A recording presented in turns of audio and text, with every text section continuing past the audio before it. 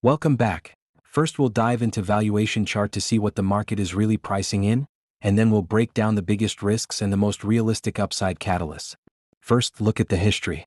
FBIN spent years in a steady uptrend, and then the stock entered a clear re-rating phase around the cycle peak. You can see the market rewarding the business with a higher multiple as earnings expanded and sentiment improved, until we hit the post-boom reset. That's the first key lesson. This stock is highly sensitive to the housing and renovation cycle. When demand is strong, investors pay up. When demand cools, the multiple compresses fast. Now focus on the present. The current price is sitting around the mid-50s, and compared to the chart's normal valuation line, the stock looks priced below what investors historically considered fair for this business. In other words, the market isn't calling FBIN a broken company, it's pricing in a slower earnings environment, more caution on demand, and less confidence in near-term acceleration. That also matches the broader higher-for-longer backdrop. Housing turnover and big-ticket remodeling typically weaken when rates stay elevated. But here's where the opportunity and the risk meet. The most important question isn't, is it cheap? It's what happens to earnings next. If EPS stabilizes and begins to recover, the upside isn't only earnings growth, it's also multiple expansion back toward the normal range. That's the classic double tailwind. If EPS disappoints or the cycle stays weak longer, the stock can stay stuck in this lower valuation zone even if the business is fundamentally solid. Now for the forward view. The chart's estimates area implies improving earnings over time. If that plays out through cost control, mix improvements, and a gradual housing normalization, FBIN can earn a higher fair value path. But investors will want proof, margins holding up, pricing discipline, and evidence that demand is bottoming rather than sliding. So the takeaway from this valuation slide is simple. FBIN is priced like a cautious cycle stock today. The upside case is a housing/repair and remodel recovery plus execution, because that's when the market typically re-rates the multiple. The downside case is earnings staying under pressure longer, keeping valuation compressed. From here, it's all about the next few quarters. Stabilization first, then re-acceleration. Let's go straight into the risks, because with Fortune Brands innovations, the big question isn't whether people will stop buying doors, faucets, or cabinets. The real risk is timing, how long the housing and repair and remodel cycle stays soft, and whether earnings can hold up while demand normalizes. The biggest risk is a prolonged downturn in the housing and renovation cycle.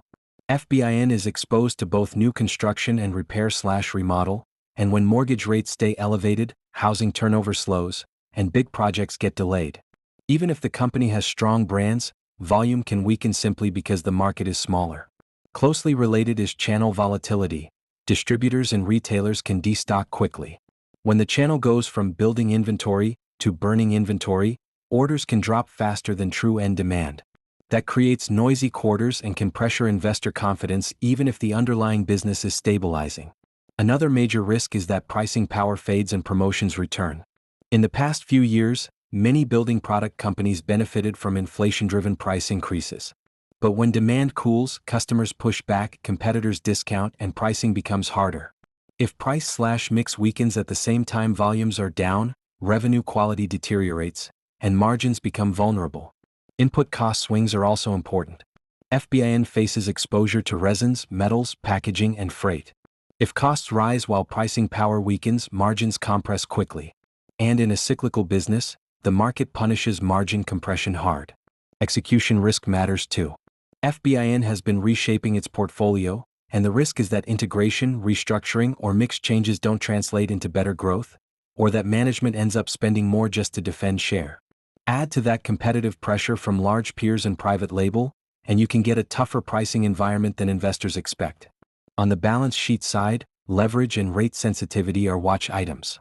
Higher for longer rates can increase interest expense over time and reduce flexibility for buybacks or aggressive investment, especially if the cycle stays weak longer. FBIN's risks are less about a sudden collapse, and more about a cycle squeeze. Weaker volumes, tougher pricing, and margin pressure while the housing backdrop remains uncertain. Now the opportunity side, because Fortune Brands isn't just a housing cycle play. It's a branded building products platform, and the upside comes from normalization plus execution. In the short term, the biggest lever is a stabilization in repair and remodel. Even if housing starts stay choppy, a lot of demand is needs-based. Leaks, replacements, and maintenance don't wait forever. If the market stops getting worse and comps get easier, volumes can recover without needing a full housing boom. Second is price and mix.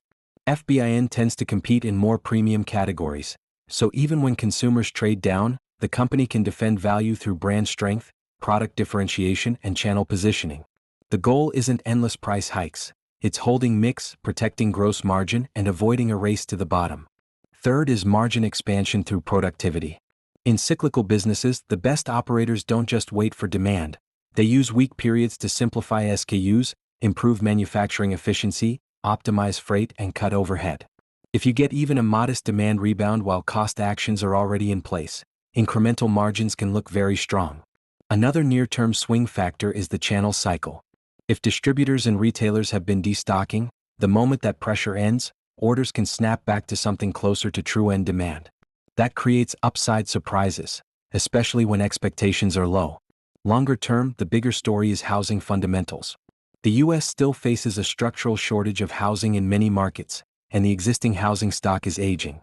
That supports a durable replacement cycle for doors, cabinets, hardware, and fixtures, less dependent on any single year's rate environment. On top of that, there's strategic upside. Portfolio simplification and targeted acquisitions can improve the quality of earnings. And because the model can generate meaningful free cash flow, buybacks can amplify per share growth when the cycle is normalizing. So the upside framework is: stabilize demand, protect mix, expand margins through execution, and let long-term housing and replacement cycles do the heavy lifting, while capital returns boost per share compounding. Next up, analyst sentiment. For Fortune Brands Innovations, the picture is clearly cautious. We've got one strong buy, 3 buys, but a heavy 14 holds, plus 1 strong sell and 0 sells. That mix tells you something important. The street isn't calling this a must-own right now, but it also isn't pricing in a collapse. Most analysts are basically saying, good assets, but wait for clearer signals. Typically, that happens when the business sits between two forces: housing demand uncertainty on one side, and operational quality plus long-term fundamentals on the other. So the key question isn't whether FBIN is a solid company, it's timing.